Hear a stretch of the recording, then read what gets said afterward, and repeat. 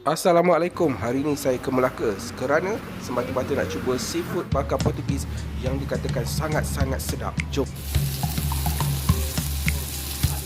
Di sini juga dikatakan terdapat shell out yang sedap dan banyak.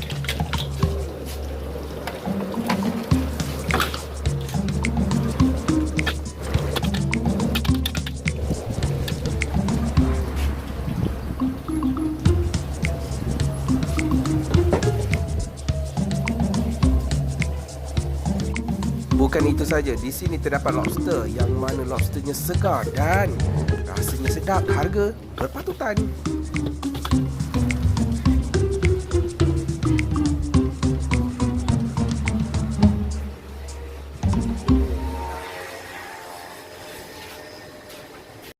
Assalamualaikum, hari ini saya berada di Melaka.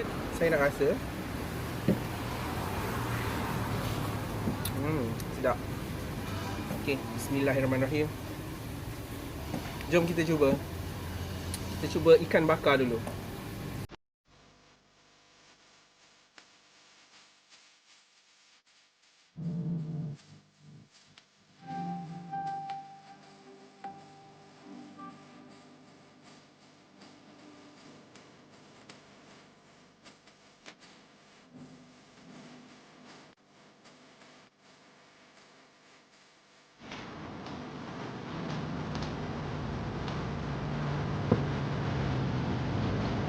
Sangat sedap. Kat. Sedap.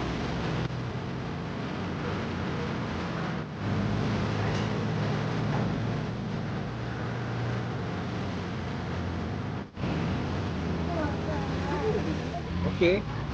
Jadi korang kena datang sini sebab kat sini memang sedap. Satu bungkus tak cukup, korang kena makan 2 bungkus. Sebab rasa nasi dia memang cukup lemak, bau memang wangi, rasa memang cukup lemak, memang sedap. Bila makan dengan ikan bakar dengan shell out, dia rasa memang padu.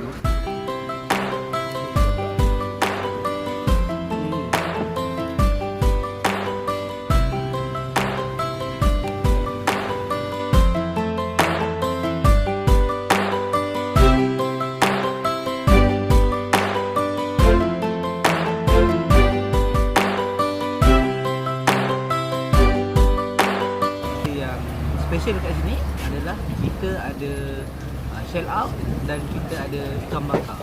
So shell out kita ada sambal Portugis dan sambal berempah, sama juga ikan bakar. Ikan bakar kita terkenal dengan sambal Portugis dengan sambal berempah. Jangan lupa datang ke restoran Bakau Je dan jangan lupa subscribe YouTube Viral Channel, like dan komen. Bye.